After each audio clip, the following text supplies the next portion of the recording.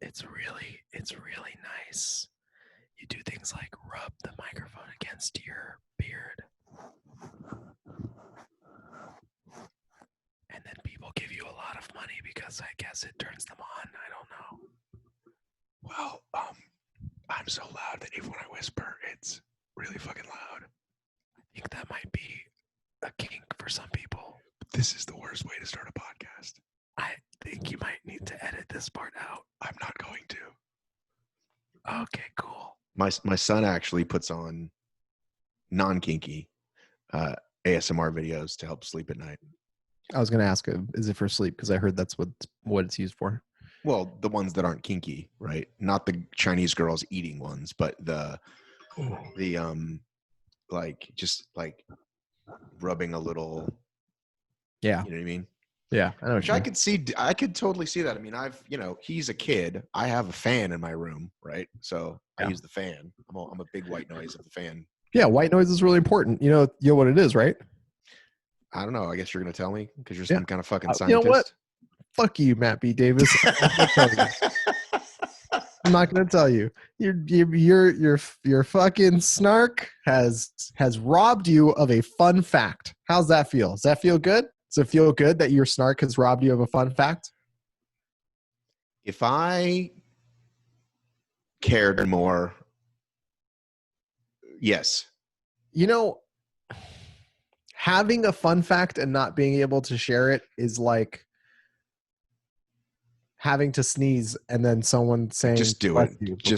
No, I don't want to give you the pleasure. I'm going to take the hit. I don't want to give you the pleasure. All right. So it's the reason why white noise is really nice is because it mimics the womb of being in the womb. That is correct. That is what it is. See, it's so fun. You already knew it. Well, I know that you're barren. I know that your womb is barren, but my womb is very barren. But when your kids are really little, like when they're still tiny little babies, before things existed like ASMR videos, a vacuum could be used. Vacuums are great. You like, my kid won't fall asleep. You swing the fuck out of them, turn the vacuum on, like, the swinging and the and the vacuum sound. Yeah, my nephew had this thing called the sleep sheep, and it was like it was a stuffed animal sheep, and it had a little speaker in it, and you could select what type of white noise it was going to be. It's like, is it going to be whales? Is it going to be beach? Exactly. Is it going to be? That was more Chewbacca. Yeah. There's a little too much gurgle in there. Is it going to be like forest sound, rain on a window? Right. And I just remember my brother turning it on, using it, and falling asleep within like 30 seconds of it being on, while his infant would just stay awake because it didn't do anything for the infant. Right. But then for me, it's also become the actual air as well. Like, I actually enjoy the fan in all seasons. So you gotta find that nice balance when you go to a hotel, right? Like, I'm about to take a trip, and you gotta find like the situation that you like. You got to find a good situation, a very likable situation, Mappy Davis. Armen, I got to be honest with you. Part of me would prefer if you weren't. Part of me did not even want to do this call today because I'm fucking over all of it. I'm over all of it. That was fast. It's been a very intense few weeks. We really don't know what's going to happen next. You're seeing posts like, oh, what's next? The fucking, tornado sharks, or, I didn't have that on my, apocalypse bingo. Like it really is like we're beyond. But CrossFit shit happens, and I got to call you, and then you big time me for a couple days. So I'm forced to talk to some other people that aren't as good as you about this particular. Although I really had I had a nice chat with Anders, actually. Anders is nice. Yeah, and because he's awesome, and we talked about a lot of other stuff, which of course he's good for. But really, you're my finger on the pulse guy, and you're help me understand it guy. Yep. So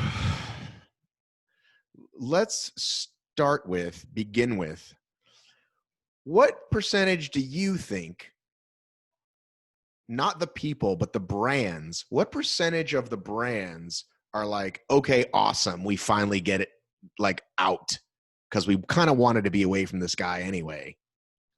What percentage is that? I think there is very few brands that ever had to deal with Greg directly. Very few. I would probably say 100% for sure, less than 5, but maybe 2 or 3 ever really even had to talk to him in any real basis or had any sort of direct contact with him. You don't So in think terms of the brands, I don't think the brands are like had some sort of crazy vendetta. Reebok didn't really like Greg, but that was because Greg was a loose cannon. And here he goes, proving how big of a loose cannon he is. So the other brands, I think, are absolutely, they're making moves based off of prior issues that Greg has had or potential future issues that they see as much as it is like a personal thing. You know what I mean? Well, I don't mean about dealing with him. I mean, like if you're Rogue and you're Reebok and you hear and see what this guy does in the background, you're kind of like, "Eesh, I've tied my hitch to his wagon, and I hope nobody watches this video." Or you know what I mean? So it's like when you've got an employee, right? That you want to get rid of, and then something happens. Just here's a great example. If there's some people you were looking to get rid of and the pandemic happened, you're like, fuck yeah, we're not going to get sued for this. Like he was already a bad apple. Like, you know what I'm saying? Like a company does that to get rid of somebody. So you don't think any of them were kind of like sort of glad, like this sort of gives you this big out. Okay. Well, I mean, when you reword it that way, yeah, I think basically every single one of them was like that. What did I say the first time? I don't know. I guess I misinterpreted your question the first time. Here's how I see the situation. It's like Greg Glassman's volatility and unpredictable nature have always been a big part of who he is and how he deals with everything in the world. Like that's just, he has a very specific, and it's like when you say volatility and unpredictability, like the better you know him, the more predictable it is what he's going to do. But at a certain point, like that up and down, that swing, and the inability to sort of count on him to keep one course of action in a specific way, that's a liability for many of these companies. Like they don't want to be associated with that because they're spending all this money to, put on X, Y, or Z event or sponsor these athletes or whatever. And Greg doesn't really care for any of that because for him, it's like, what is that doing to meet my ends, right? What is that doing to help me move in the direction that I'm trying to move in? Whether at this moment it's we're suing, the NSCA or fighting against Coca-Cola and Bunk Health Sciences, or at this moment it's we're shifting gears towards CrossFit Health and prioritizing, the very fat and very old and very out of shape. Like, those are his goals, and he doesn't really care who's left behind as he shifts everything in the machine towards those goals, right? So for these brands, of course, they're like biting their fingernails constantly whenever he has anything to say, because the next thing he says could completely scuttle, anywhere from hundreds of thousands to tens of millions of dollars worth of investment for them. All of this has been so interesting because one could say, didn't word that great. One might approach his business model as, let's teach this. Look what this person did. He created this word and people pay a lot for this word, right? Forget even the suing people who are using it. Just like we talked a little bit about this with Anders, just like Bikram, right? So it's awesome, right? Until it's not. And now the entire thing crumbles because we've tied it to that one word. Do I want to be associated with this one word? No, I don't. So I take it off my signage. I don't give it to people anymore. It hurts me. I kind of have to like, it's like, every time you see the Weinstein Company, don't you do a double take now? Or even Sure. Miramax, you're kind of like, whoa. So watching this unfold over the last several days, and again, remember that it's as you are talking about, I'm really going to find my way to a question here, Armen. It is a community and a way of life, not a specific set of exercises. Yes. And we've all put our eggs in that basket, which is great. Yay, CrossFit. Love the games. I'm a CrossFit athlete. We sponsor CrossFit athletes. Like, yeah. And then, oh shit, the guy who owns this word is so horrible or has said things that are so reprehensible. We've got to get away from it as far as we can. And the brand goes from $1 billion brand to like zero, right? Like it's a negative connotation now, at least for the time being. I like the word reprehensible. That was a good word. As opposed to? No, it's a good word to use. I like that word. It's a good word to use in this space. Let me ask you this question. I'd be happy to answer it. Castro aside, okay, we can get at our feelings about Dave in a minute. Just the idea of, hey guys, I'm stepping down, I'm retiring, you guys come back to the pond, and then a month, 6 months, a year later, he pulls the Jordan Belfort, I'm not fucking leaving, and you're back in bed, right? So forget Dave. Yeah. Doesn't matter who it is. Does anybody believe that? I was being a bad interviewee there for a second, not playing ball with your analysis. Let me go back for a second, and then I'm going to come back to this point that you're asking about. Yes, one of the biggest struggles about this entire thing is that CrossFit, the methodology, the community is undeniably a positive force in the world. Undeniably. It has improved millions of people's lives. It has saved thousands, if not hundreds of thousands of people's lives. It is far and away the most egalitarian concept of fitness that has ever existed. I don't know what that word means, but it sounds amazing. Well, the word, right? So, okay, here, I'll give you a history lesson. In 2002, CrossFit, Greg Glassman published a journal article called "What is Fitness?" And in it, he defined basically all the things that make CrossFit. He defined the idea of fitness, like being fit, right? Not the Darwinian sense of like having children that move on and your genetics move on to the next generation, in the sense of work capacity across broad time and modal domains. It is a general idea of measuring fitness, right? So you look at a mile time, the person who has a faster mile time is fitter than someone who has a slower mile time. The person who do more pull-ups is fitter than the person who do less pull-ups, right?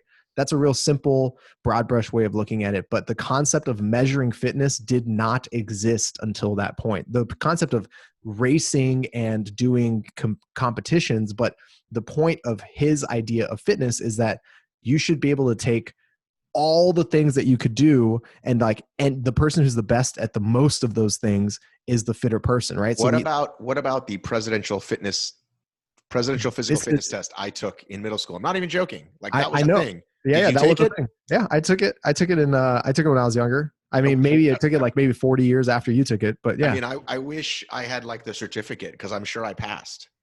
Of course you passed. Of course that was Schwarzenegger's thing. The presidential fitness thing.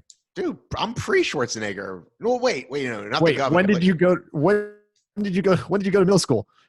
He did the Schwarzenegger had like the presidential fitness thing in the 80s. Hang on. Let's Google this. All right, Sorry. Google. Let me keep telling you about fitness. So anyway, the idea, the concept he put out there about fitness, like the value that he built around this like concept of fitness, to me is really revolutionary. And to a lot of people, it changed their lives because they saw it, they understood it, it resonated with them. And then even better, they found communities that were supportive of this new thing that they were doing. And so, you know, fitness really affected a lot of people. The point I'm trying to make here, going way into the weeds there, the point I'm trying to make here is that people identify with this thing more than just, this is my exercise. There are a lot of people who see CrossFit and they're like, this is just my exercise. I go to this gym, I do this thing. It is what it is. I think they're being done a disservice, not understanding the reasoning and the methodology. It is as mentally engaging as it is physically engaging. Trying to wrap your brain around like the elegance of the thing is, I think, just as valuable to actually doing it physically, right? But those of us who have been involved in a really long time or have had this really, you know, wonderful experience with CrossFit as a whole, this is really, really hard to like wrap our brains around, because it has been awesome for us in really specific ways. And Greg is not, he's like letting us all down, right? It's like disappointing that he's sullying this thing that has brought so much positivity to us. So there's like a lot of emotional or psychological baggage for the community that comes with something like this. That's all compounded by, you know, for the past 3 months, every gym has been closed. No one can work. No one can go exercise. We're not getting that part of our lives. We're not you know, interacting with a community that has supported us through all these different things. And that is also compounded by the fact that we're now in a situation where all of this shelter in place stuff has caused so much unrest that it was like, let's pour more gasoline onto something that would very realistically have caused riots anyway, and have like really caused way more, you know, realization of, you know, the racial issues that are plaguing our country. It's like, let's pour way more gasoline on it. You know what? Fuck the gasoline. Let's pour like rocket fuel on it. And suddenly everything has blown up. And this is just like the match in the puddle, right? That like, you know, goes from like the gasoline, it goes like to the pile of tanks of gasoline in the movies. You know what I'm talking about? So basically what we're looking at is it's already a really touchy thing. It's already really shitty, and it already really sucks if it was even just on its own in a vacuum. And it's like 10 layers deep. I feel like, which I hadn't honestly thought before, that, hang on, what's going on here? That all the gyms being closed for him was the loading of the trigger, was the pulling back of the spring thing, right? Like, sure. I mean, it's bad for him as much as it is for everybody else. Right. It's bad for business. He's upset. He already has this whole anti-government, anti-establishment thing.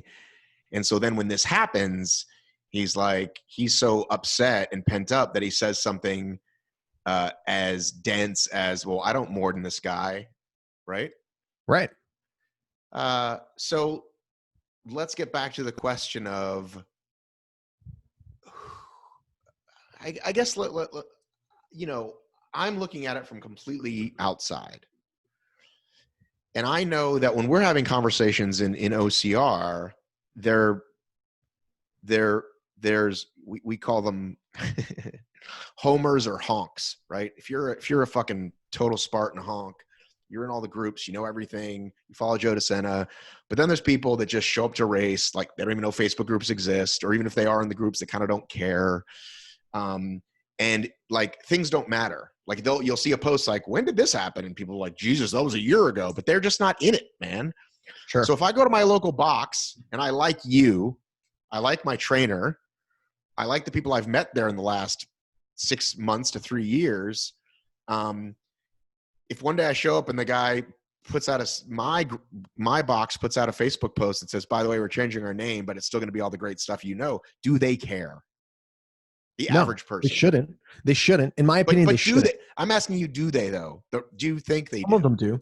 Some of them do. But I think the ones that are most vocally, like the ones that care the most in the sense of making a big show about it would have probably not been like, they probably weren't going to be fans in the long term anyway. Like they weren't going to be sticking around for the long term anyway.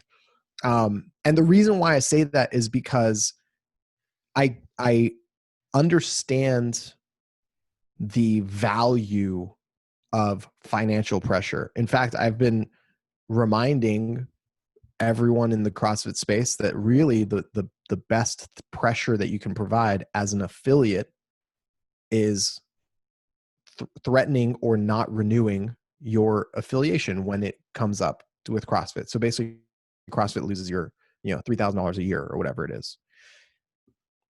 For those affiliates and their members, in my opinion, it would not. There's almost nothing. Let's put it this way.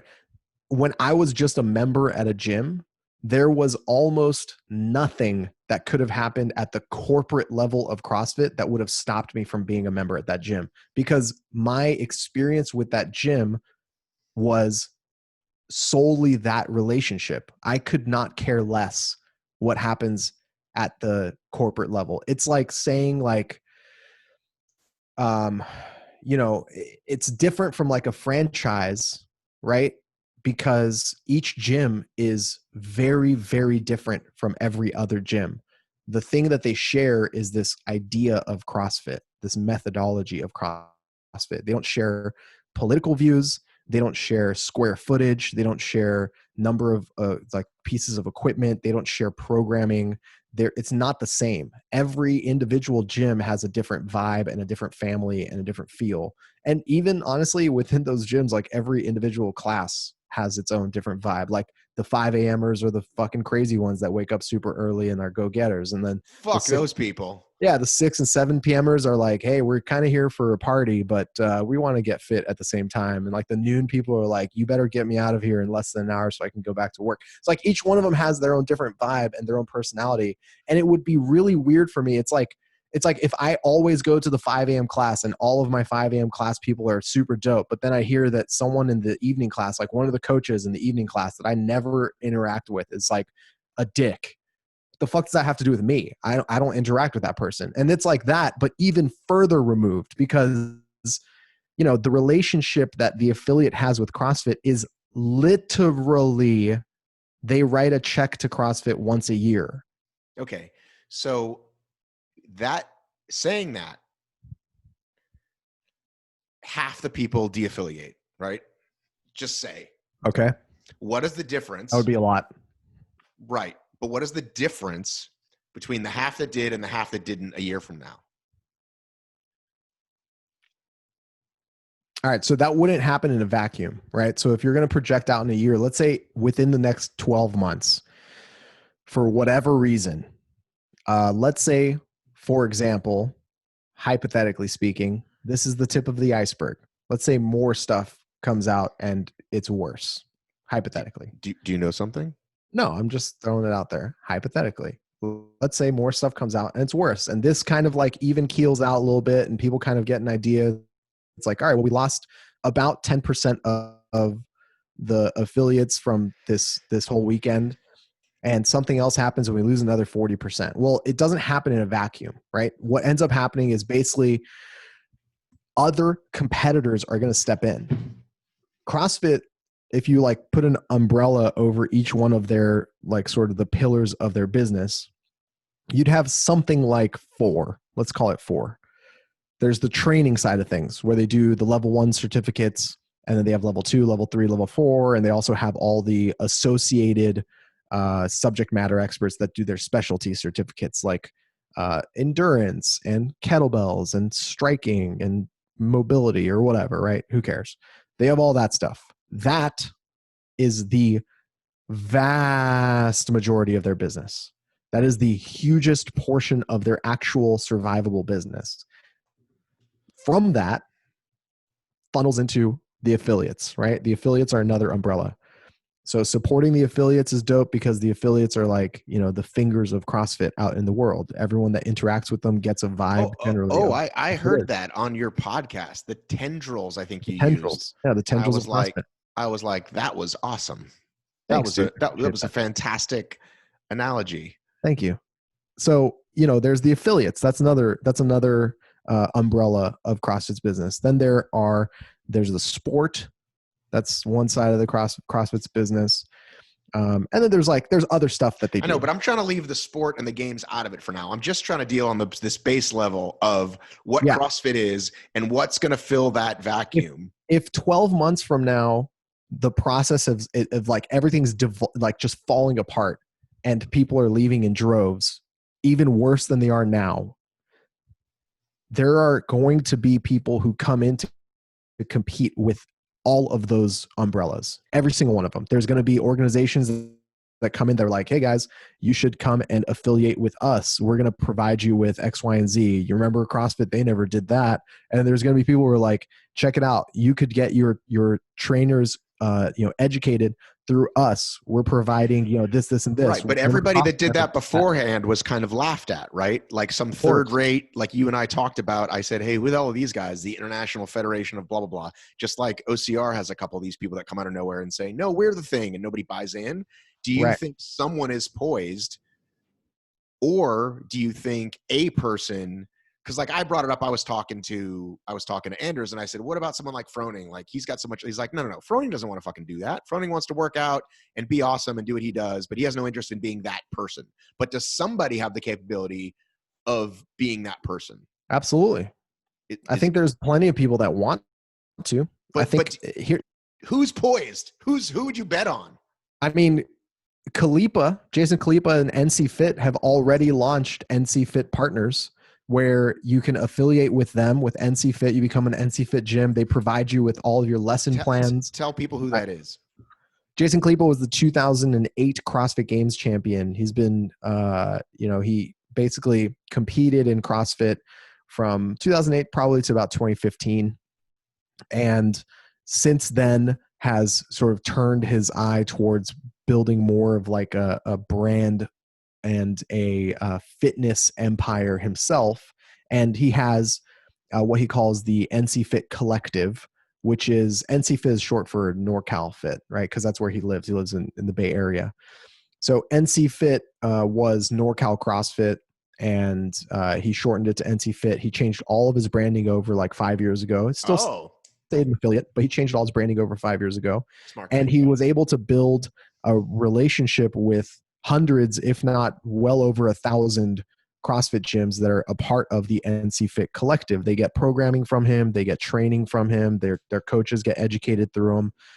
So it's like the seeds are already there. And there are a few networks in the space that are kind of like this.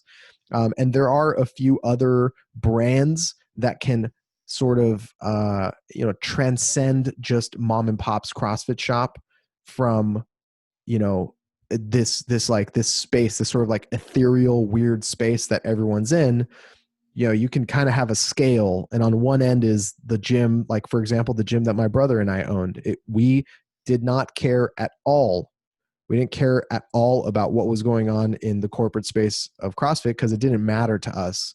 What we were interested in was building the best space we could underneath the roof and the four walls that we had. Whereas someone like Khalipa looks at it and he says, I'm going to build, something more akin to a franchise system where I'm going to tell you, here's exactly what your operations are going to look like. Here's all the software that you need to run it. Here's this, here's that, And so what we're really looking at is two completely different incentive structures. Someone like Khalipa can and is actively trying to reap the rewards of this sort of like splintering of the community. He's basically like, hey guys, that was bullshit, wasn't it? Well, come on over to me. I'm never going to do that to you. And I can offer you X, Y, and Z. Are there more than one of hims? Are there like, is there like a Southeast version of that guy? No, I mean, listen, Khalipa is a smart guy. I mean, he'll be able to carve out a very sizable business for himself. I think there's a few other brands in the space that could potentially sit within that space if they really wanted to. Invictus comes to mind. They're another gym that kind of have, shifted their branding over from CrossFit Invictus to Invictus. And they have a handful of gyms across the world. But no operation is at all even close to the size of Khalipa's. Khalipa's is by far the largest. There's a few other people who could kind of maybe step into the education side, the training side. And I would be very surprised if plans that were already being laid out aren't fast-tracked because of all of this. Okay, so back to the percentage. You, whoever, are keeping a running list. Where are we at percentage-wise as of this recording? Last I checked, we were at about 9%. Okay. Do you think the other... Do I what? Do you think the other 90... What percentage of the remaining 91%... This is now a math problem. What percentage of the remaining 91% are probably going to and haven't got around to it, or what percentage just don't even care? I think there's a good... okay, so I would say there's a small amount of gyms that do not care. Those are gyms that have already gone through the process of clearly delineating and separating themselves from CrossFit HQ. They don't care because to them, it doesn't matter. It doesn't have anything to do with them. Their members don't care about what happens at CrossFit. Their touch point isn't like sort of saturated with CrossFit's branding. And so if something like that happens, people will be like, oh man, that was crazy. Wasn't this place called CrossFit whatever like 3 years ago? And it's like, yeah, it was called CrossFit whatever 3 years ago, whatever. Right. So like they may still be paying affiliate fees because it's still valuable to them. But the people that don't care, quote unquote, have already gone through this process of sort of putting very clear. Why do they bother to pay for it? It's still valuable, man. I mean, there's still value to being a CrossFit affiliate. Just because this happened this weekend doesn't mean the affiliate fee is useless. First off, the $3,000 number, that's the maximum. There's a lot of affiliates that are paying way less than that. And in terms of what you're getting, if you remove this situation from don't think about it as right now. We're talking about what's the value of being a CrossFit affiliate. There's a lot of value to being a CrossFit affiliate. First off, and most practically, it gives you access to what's called the Risk Retention Group, which is an insurance company that CrossFit runs. Yeah, you told me about that, but again, I feel like someone can fill that void relatively easily. Not a chance. What do you mean? That is a huge boon. The market has changed. I'll tell you right now, the market has changed a ton. And because you're starting to see things like CrossFit showing up in places like a Gold's Gym or 24-Hour Fitness, the insurers are much more aware of what it looks like and what the risks are, so they're able to assess it better. However, the RRG is a savage machine. It is a savage machine. You'll never, ever get an assessor showing up to your gym and saying, you can't have ropes. That's too big of a liability, because the RRG viciously goes after everyone that files lawsuits against CrossFit gyms because it protects the CrossFit gyms. Right, so basically, but insurance companies, by definition, like that's what they do. When they're fighting for you, they fight tooth and nail. When they don't want to give you money, they'll fight fucking tooth and nail not to give you money. You don't tell me there's not some other. The RRG has no incentives to work against the affiliates. That's the difference between a regular insurance company and that risk retention group. So the RRG works exclusively for and only for the CrossFit affiliates. And you only have access to it if you are a CrossFit affiliate, because the license that you sign to become a CrossFit affiliate puts you within their scope of practice. So that's really valuable. The second thing that you get that's really valuable is you get a recognizable name. Everyone on the planet has heard of the word CrossFit.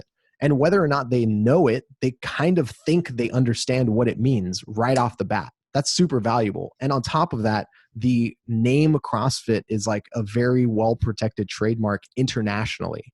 So you're getting value just based off of, the fact that the name is recognizable. You have a practical way of ensuring your space that doesn't require you to like go through, jump through flaming hoops to make sure it happens.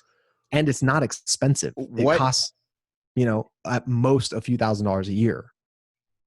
what year had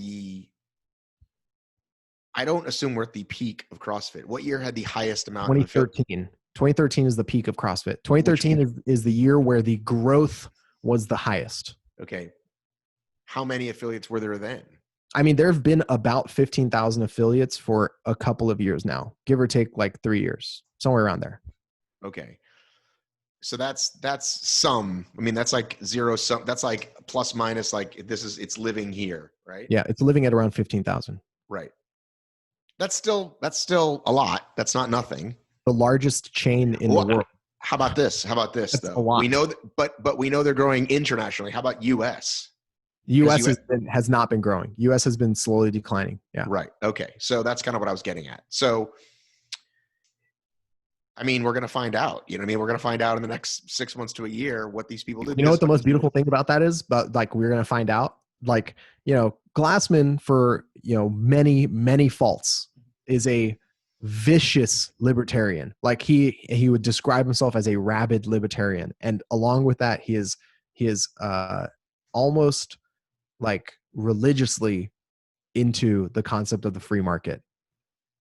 And this is the beauty of the free market. Like, there's blood in the water, or at least people sense there's blood in the water. There's opportunity. And now CrossFit is legitimately, for the very first time, going to actually have to compete for some of its business with people who know its business exceptionally well, not just outsiders who are trying to copy it.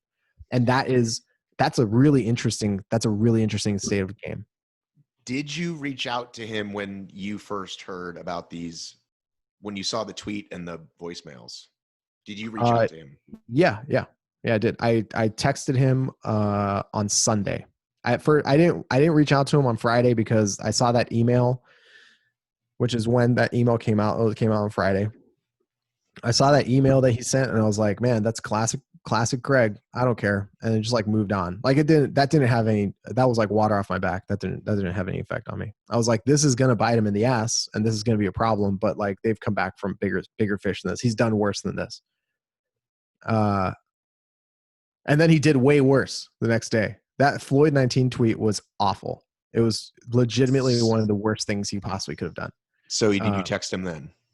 I did not text him that night. I was like, I don't want to talk to him because I know that he has an excuse. Like, I know that in his mind, he has a whole thing. Like, that's the period at the end of the sentence. He just never, he doesn't feel the need to explain what the sentence is. He was just like, here it is. And he just like let it go. And I was like, I don't even want to hear your explanation of this. And Sunday rolls around, and I'm like legit, I knew that things weren't good on Friday.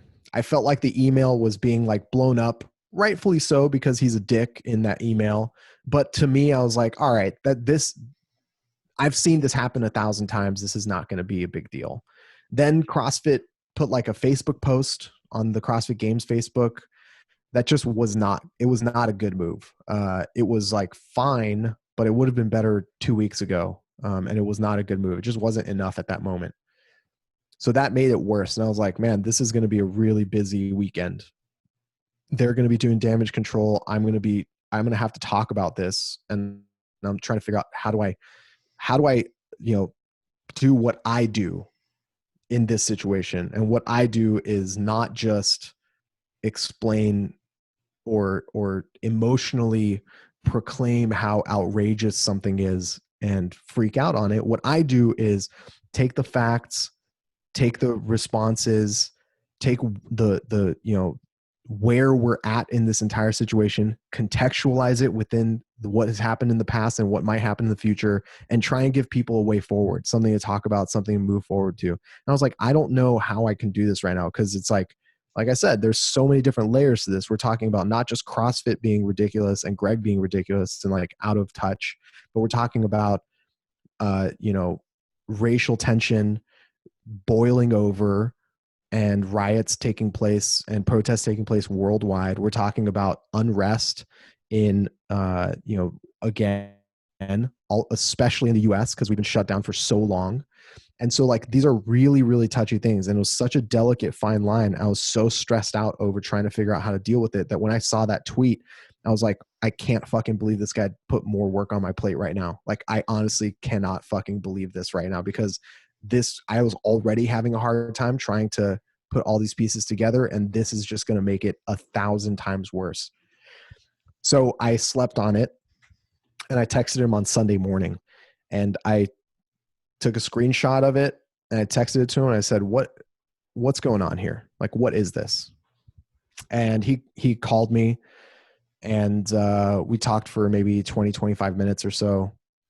And he explained his thought process. Like, he explained why he tweeted that and what he was trying to say and who he was tweeting it to and what the context of his thing was. And I was like, Greg, stop. What you're describing to me is not at all conveyed in this tweet. You're not, like, this tweet lives on its own. It doesn't carry that meaning for people who don't listen to you have this explanation. And you have to understand that there's going to be really bad consequences for people seeing this tweet because they don't get it.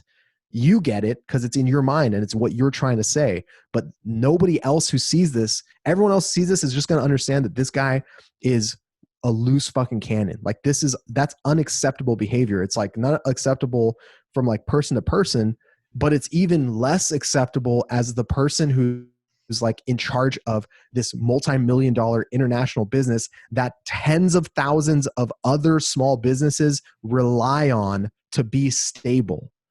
So there's a lot of failings in that situation. And he was like, all right, I'm going to issue a clarifying statement. I was like, this isn't going to do it, dude. I don't know what you want from me, but I'm telling you right now, you're not going to be able to explain this away. And so his clarifying statement was another tweet, like on Sunday morning or whatever. And that tweet did nothing to explain it. It's a clarifying statement. If you've heard Greg speak and you've heard his lectures, you'll read it and you'll be like, oh, I can hear his voice. Oh, okay. There's the thought process. I see it. So then it escalates. It's like by Sunday night, CrossFit's Twitter had posted some bullshit statement that was like a terrible non-apology.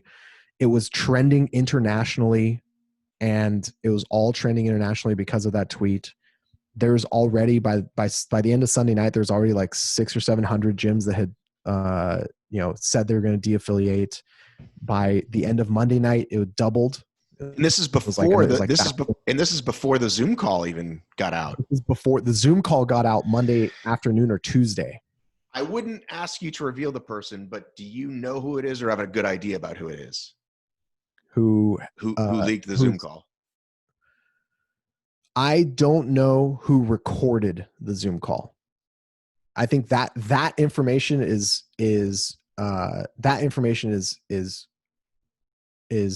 being protected.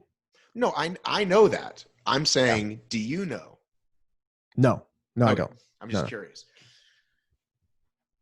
Because when they said a Zoom call, I just assumed there were like 5 or 6 people on it. And then when they played the clips on BuzzFeed, it was like, well, we're not revealing. And it just sounds like he's talking to one person. I can give you context of that. I can tell you that's kind of what I was trying to get at. Yeah, because I assumed it was like some corporate, 6 or 7 people call. Yeah, it was like that. Yeah, there was maybe a dozen or 15 affiliates on that call, and there was maybe another 8 to 10 staff.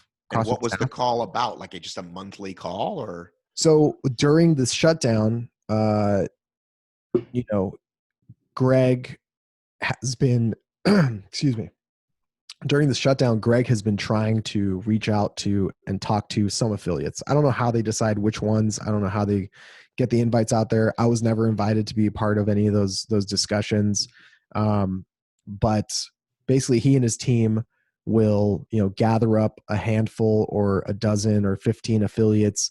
They'll get together on a Zoom call and they'll talk about what's going on, right? Because, the gyms are all closed. Right. The gyms are forced to be closed. They're starting to be open. they're starting to open, but over the past 3 months, they've been closed. So the gyms have been closed since probably, I'd say, end of March, maybe early April. So they've been closed for a couple months now. And during that process, they can't make any money, or they're struggling to make as much money as they need to meet their overhead. So there's a lot of issues there. And the least CrossFit could do as the CrossFit Inc. in the situation is try and support those affiliates in some way, right? That's the least they could do. And so this was one version of them trying to support the affiliates. It's like meet with them, talk to them, try and provide them some insight into like what they're trying to do and how the affiliates should behave and this and that and whatever. This was just one of those calls. All right, let's go to the game stuff, and then we can wrap it up. Do you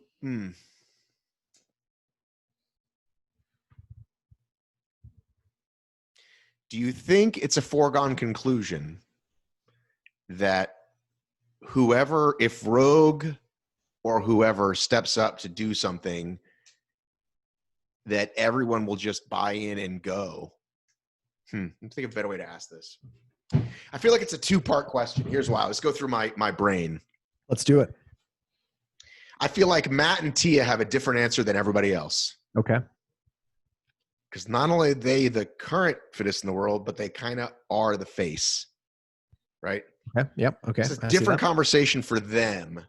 Right. Like, all right, well, there's a CrossFit Games going on, and we're going to go defend our titles against kind of nobody, and then everyone else good is over here. Like, I guess that's where I'll start then is, how do you think that 6 months plays out in terms of competition? Let's just assuming like even non-COVID stuff, because that's the other part that's all fucked up anyway is the COVID piece. But let's take COVID out of it if we can. Can we take COVID out of it? And guess what? So let's take COVID out and guess what the next 6 months looks like. Tia and Matt and everyone else, assuming that Rogue or someone else already wants to do like the Rogue thing or whatever's going to happen. Right. I would say that there's a very good chance that a solid percentage of the athletes do not participate in CrossFit competitively anymore.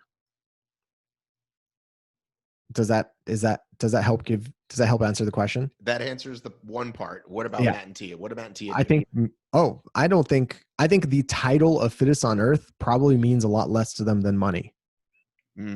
I think they've already, they don't have anything else to prove in terms of the title fittest on earth. There's no doubt. What else could be? And if the games are going to be a shadow of their former selves, they're actually, in my opinion, I don't know, I don't want to speak for them, but in my opinion, they would be sort of watering down what it means to be fittest on earth if they show up to a competition and it's fucking nobodies that they're competing against when all their friends and their biggest competitors are competing at some other thing down the street. All right. So then now that lets us talk about our friend Dave. Okay. Which Dave is this? Castro. Dave. So do you think Dave is like mad texting, like, come on, stick with us. I promise it's going to be better without this guy. Do you think that's his convo? Because he was already like, I'm cool with the athletes, bro. Look at my cornrows, dude. Right? He's already kind of has that vibe, right? I think that's a two-part question. First of all, it's not, Greg's not gone. So that's really important for people to understand. Other than cashing the checks, you just think you think Dave will be a puppet, as people are saying? I wouldn't go so far. Master! That's so dope. No, I would not go I would not say Dave Castro is a puppet. Okay. I don't think Dave would be, I don't think he'd appreciate that. And two, I wouldn't say that to his face. So I'm not going to say it here. And I don't believe that's the case. I have been a huge critic of Dave Castro. I don't know if there's ever been a more public critic of Dave Castro than me. In the space. Because I don't like the guy either, but nobody cares that I don't like the guy. Yeah. Okay. So what I would say is Dave has a very, to quote Taken, particular set of skills, right? And there are things that he is exceptionally good at. The things that he is really, really good at are not the biggest flaws in CrossFit's business. So he's kind of a strange decision because of that. To me, he doesn't necessarily have the skill set to fix what is actually wrong with CrossFit. And the thing that's actually wrong with CrossFit isn't that Greg is, like a careless, thoughtless, insensitive asshole. That's not what's wrong with CrossFit. CrossFit has actual real problems with its business that need to be addressed and resolved, or it's going to slowly be eaten alive and disappear eventually. Dave is very good at putting together a strong team and executing, really complex, like, I guess the best way to describe it would be operations, but like the games, the vision and putting together the games, that's really fucking hard to do. And it's a lot of moving parts, and he nails it, right? The training side of things, like he was co-director with Nicole Carroll. That's a really complex machine. And, he and Nicole together were able to nail it. Right. So that's like a really broad scope of like the things that he's really, really good at. The second thing he's really good at outside of the actual, like, running of, different teams and projects and stuff, is that he actually does very, very aggressively work to have touch points with affiliates. For years, every time he would travel, he would go to, like, he would travel, let's say for the Open, he would travel for the Open announcements. That's like 5 weekends in a row, 5 weeks in a row. He's traveling like Wednesday through Friday or Wednesday through Saturday or whatever, to various parts of the world. He would visit dozens of CrossFit gyms everywhere that he went and take pictures with like the class or take pictures with the owner or whatever.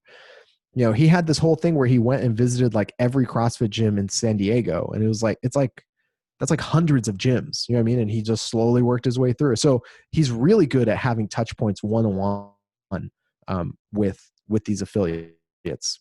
However, if you're asking me that, is Dave out there right now putting out an olive branch to all the CrossFit Games athletes, like, hey, listen, don't leave. We're going to be able to do this. We're going to be able to do that. I don't think that's going to work. I think he might very well be doing that sort of thing. I think he's smart enough to understand that he needs to either repair or create relationships where there weren't. However, I don't think that the athletes are interested in hearing what he has to say right now, because the leverage that the games as an institution had on the athletes is that, one, they had the biggest money prize purse. 2, they had the biggest amount of eyeballs. And 3, it was the most prestigious and most competitive event that exists in the space, right? I mean, there isn't any there. Those are the 3 biggest points of leverage that the games as an event had on the athletes. And none of those leverage points exist anymore. They just don't exist anymore. The games and their relationship with Reebok has fallen apart. So they don't have the checkbook to pay the way they used to. You know what the good news is? I can probably get a media pass now. Maybe we both could. They need the coverage. So so they've lost their leverage over the athletes. So the athletes, in a strange way, are now in a position of being able to wait and see. So is that what you think? You think that's what Matt's doing? Like, he's not, like, he might be a little bit hurt, but he's not going to that event to just kind of like, I'm not going to like go all in here yet. Hurt in what sense? Well, Matt said he wasn't going because he was injured. You're talking about Rogue. That's what I'm talking about. Yes. Yeah. So Rogue is different. Rogue, this event was supposed to be Rogue's sanction event. And then all that in-person stuff got canceled, and they decided we're still going to run it. We're going to run it online. So they're doing this really interesting kind of weird thing where they sent all the competitors that qualified all the equipment that they're going to need for the workouts. And then everyone is going to be live streaming in themselves, and they're coordinating the live stream from all around the world. It's going to be very weird to watch, but I'm going to watch it because I'm interested to see what happens. Rogue basically said, hey, we're removing the CrossFit name from this, and you guys aren't participating. So Matt's non-participation in the Rogue Invitational is, I don't think is a taking a stand. He posted something about having an injury that prevented him from training. But that's what I was asking, is if that you thought was 100% real, or it wasn't Yeah, about I believe taking a him. stand as much just like, let me just wait and kind of see. I No, mean, because I believe him. because again, there are different, some people said deuces, F you forever. And some people said like at this time, and it's kind of like you can't quite tell, which is okay. Like I'm fine. You don't have to make up your decision, you don't have to make up your mind that day. Of course not. I mean, I guess you're right. I guess I thought they'd have something to like protect like Matt and Tia, but I guess you're right. I guess they're just like every other games athlete. They're like, I don't want to be associated with this thing anymore. I mean, it's even better because the situation with Matt and Tia, they are the ones with the leverage. Right. Right. I mean, you can bet that some fucking cherry pickers are thrilled. Like, awesome. I'm gonna be the fittest, and like, you know what I mean? Yeah, but again, that's not their story to tell. CrossFit doesn't have a media team to tell that story. So who's gonna? You think I'm gonna support like a bunch of nobodies showing up to the CrossFit Games when the best athletes are going somewhere else? No way. I mean, you'll post an Instagram post. I'll make fun of them. Like, listen, realistically, if, for example, let's play out like this really strange hypothetical that the CrossFit Games, for some reason, isn't able to come back and isn't able to bring in, the top talent. And it's very, very, very, very painfully clear that the best CrossFitters in the world are not competing at the CrossFit Games. Right. It would be my unfortunate and yet pleasurable job to make that exceptionally, painfully, hilariously clear. Like the CrossFit Games devolving into the JV of the sport of fitness would be the worst thing ever, but also kind of hilarious. So you think Dave knows that? Of course he knows that. Dave is he's so fucking smart. I think people see like his Instagram posts about like his like stupid hints for the CrossFit Games open workouts, and they're like, man, this guy's weird. What is this? Or they see that he like, all he really posts about is like his donkey on the ranch and like shooting guns and hunting and stuff. And they're like, man, this guy's really strange. Like, what is it that? But he's very, very smart. He is very methodical, and he understands what's at stake here. So then wouldn't he say, then if he's smart, he'd say there's no games in 2020. Like, it's already a shit show anyway. Let's just fucking not do it.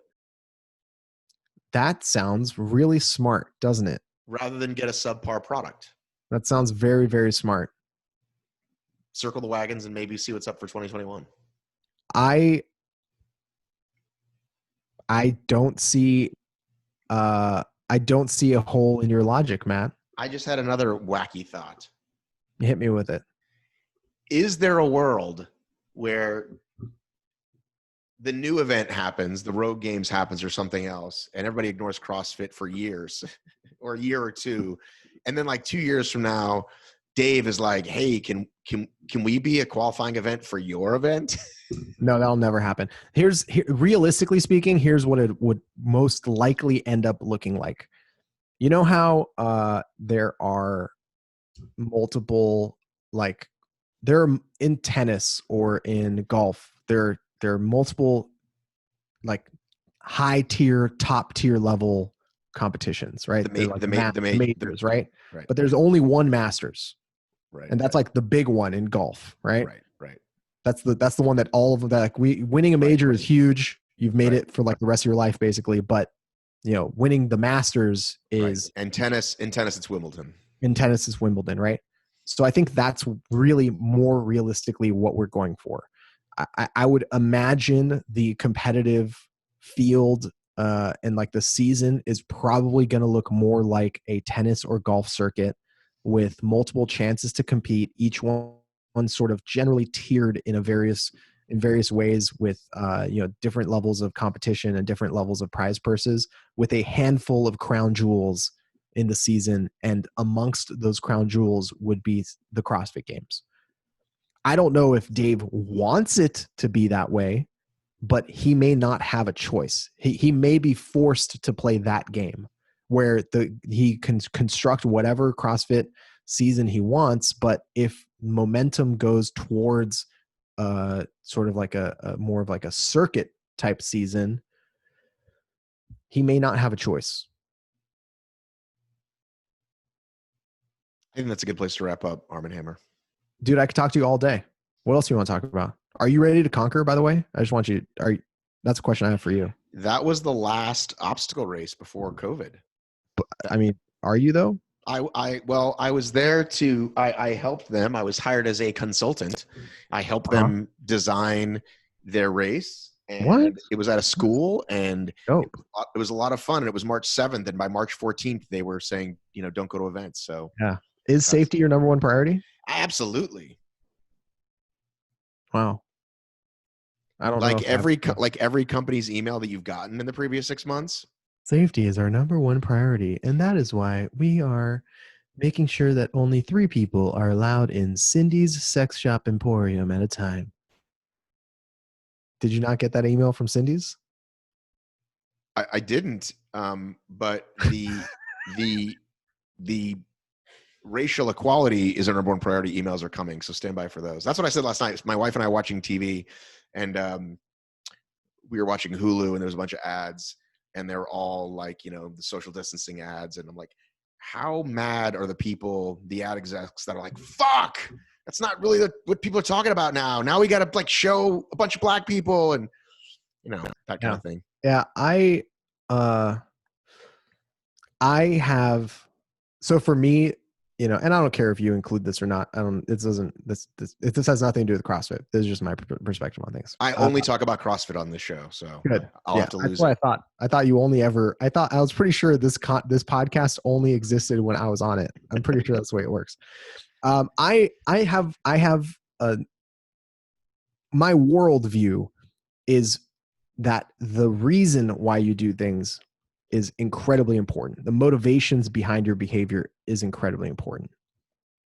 And when I see major corporations like a Coca-Cola or something posting Black Lives Matter or Pride Month or whatever, to me, it comes across as so hollow and so trite that it's almost sickening, right? It doesn't mean that there aren't people there that might feel that way, but it's so performative. It's like, oh well, okay, June is Pride Month and February is Black History Month, and we have to acknowledge these things. And look at us being good corporate citizens. And it's like, are you being good corporate citizens? Because realistically speaking, what you're doing is just pandering to people's expectation. The flip side of that is equivalently bad, in my opinion, of people being like, well, why haven't you posted your thing yet? Where is your thing that you post to be in solidarity with us? And it's like, when you see big brands do that, does it really change your opinion about big brands? So the opposite shouldn't either, right? When you don't see them do it, you don't just automatically assume that they hate gay people or black people. It's really strange to me. It's really strange to me. The reason that sign exists, the reason that which I made myself, by the way, that's a JPEG I found online. So if you want to find it, you can. And then I ordered from a. Do I have to pay you? Do I have to pay you to use it?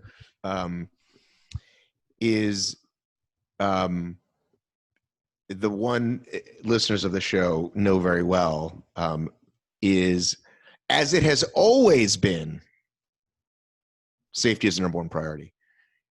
As if it ever came up before, right? And then it was like, well, we've got to outdo whoever else is safe.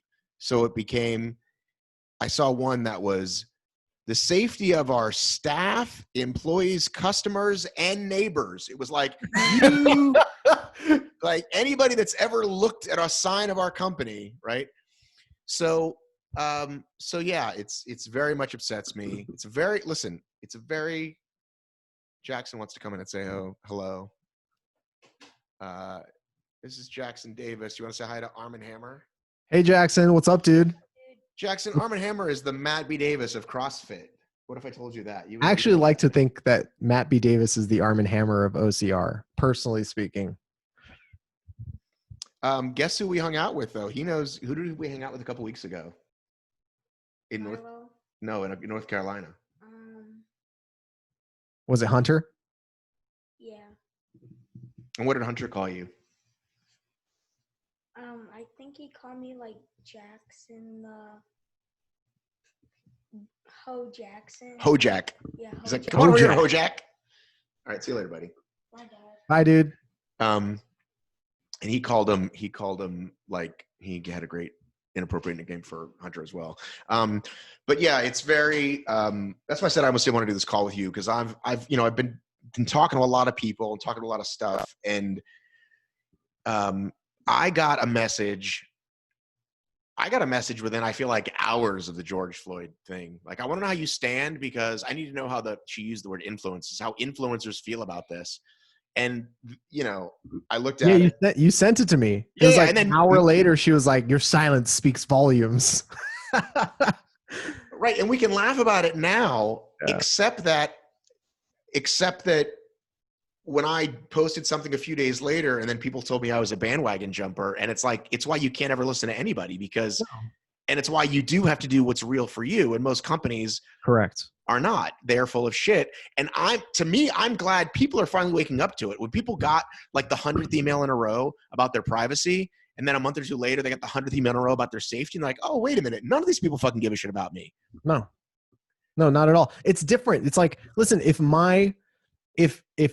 so I like to use my CrossFit gym as an example, because it's a community that I love and enjoy. I like the members. They're very near and dear to my heart. I know them. So when the owners of my gym post something like Black Lives Matter or Pride Month matters to us, that is literally them putting their money where their mouth is. It's them speaking to their people. It's a one-to-one relationship, right? Like, it's very easy for me to see the words that they're saying and the actions that are behind those words, because I see that, and I can reward that with my customerosity. Yeah, your customerness. That's what you're going to do. Yeah. So that's a totally different world versus like international corporate billion-dollar companies that are just like, yeah, we know that you buy panties off of our website, and you also buy coffee off of our website, and you also occasionally watch some of our TV shows on your streaming devices. But you know what really matters to us? Black lives. It's like, really? Does Black lives really matters to you? Because realistically speaking, like, shouldn't you, like, I don't know, do other things other than just say that, if that's like really important to you? And so it just becomes this really hollow and performative dance. And it's very, like, I understand trying to hold, people's feet over the fire to like do something, right? But the something that people are expecting to be done is so performative. That's like the only word I can think of for it. It's just doing it for the sake of it, like that Blackout Tuesday thing. You're just doing it for the sake of doing it. It's ticking a box. And it's why, if you look through the history of my company, and I've been on social media for 8 years, you've never seen a Happy Veterans Day. You've never seen a Happy Memorial's Day.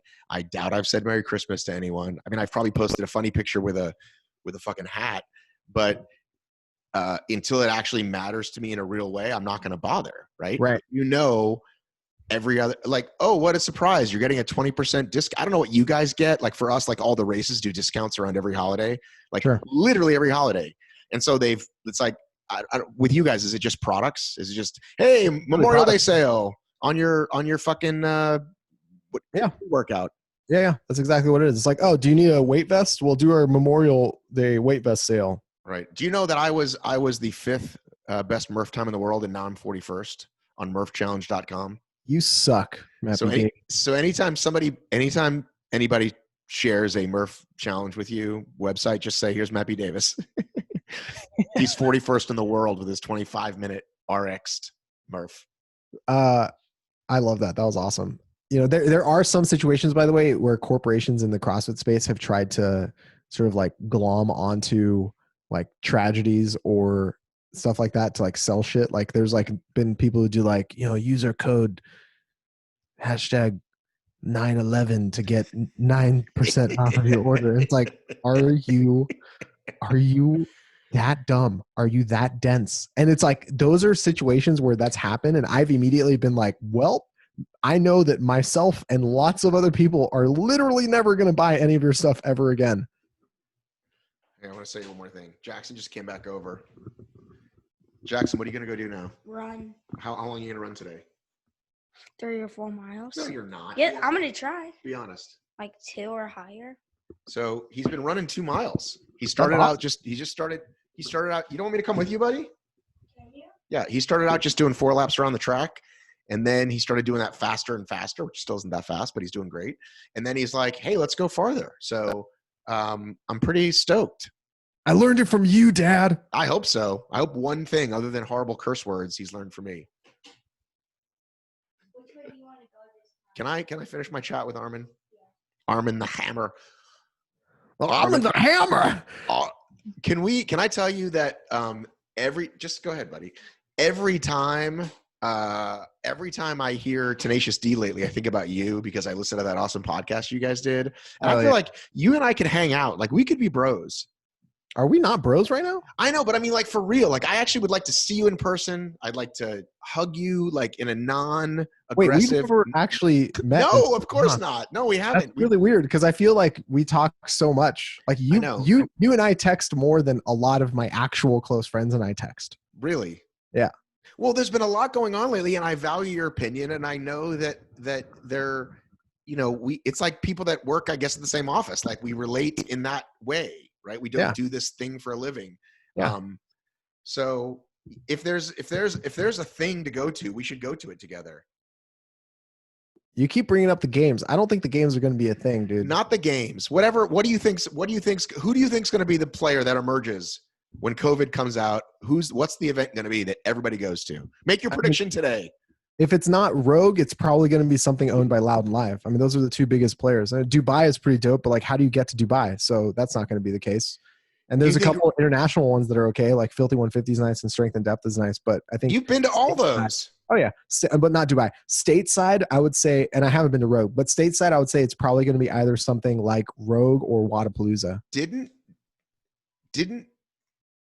But Wadapalooza is like Miami and fun. It's not like the hardest one though, right? People don't look at it tough, as dude. No, Wadapalooza is dope. It's crazy. Didn't CrossFit send you to one of those, or did those events fly you over there? The Filthy 150 and the other one? Weren't you like traveling? Yeah, so the events would pay for me to go there, not CrossFit. CrossFit has nothing to do with that. They're individually owned and operated, sir. Right. And they would want you to know that right now because they're not associating. Right. Oh man, I had a thought about something. Oh, so your prediction, you just named 5 companies. I want you to predict the winner, the emerging winner.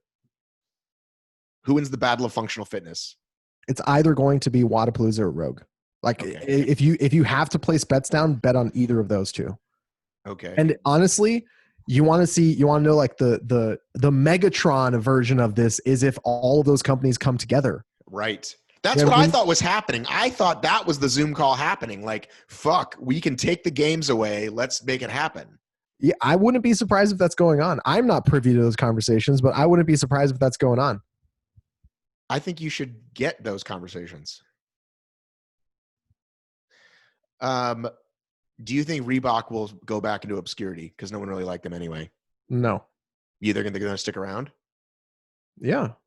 Dude, the new Nanos are like some of the best shoes they've made. Okay. All right. I mean, listen, here's how Reebok sticks around. If they find an event or a circuit of events to put money into, right? There you go. They already have their name still showing up places. If they continue to put money behind the athletes, there you go. Then you already got some faces in the community.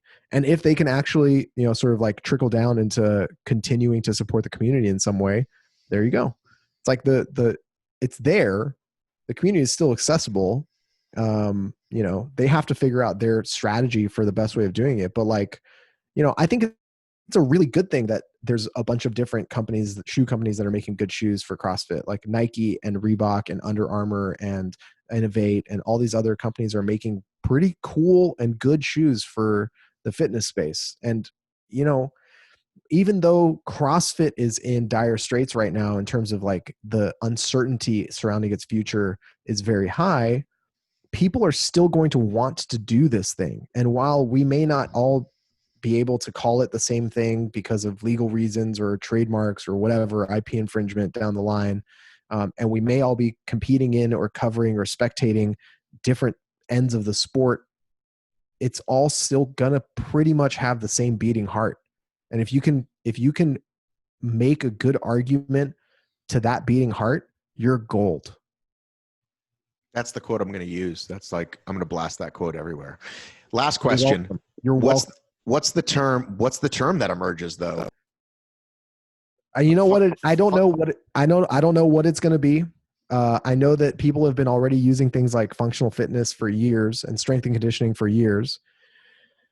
You know what? I can tell you what it's not going to be. What is it not going to be? It's not going to be community fitness. That's for fucking sure. You know why? Are people using People are that? using community fitness. And I'm like, that's the worst one because you're basically shortening CommuFit. And that's not going to go well. That is not it. Well, Capital N, not it. We can only hope that you bank this one because you didn't cash in on sanctionals, and now it's like everybody calls it that. Yeah, whatever. What are you going to do? All right, I'll see you later, buddy. Later, dude. Good talking to you.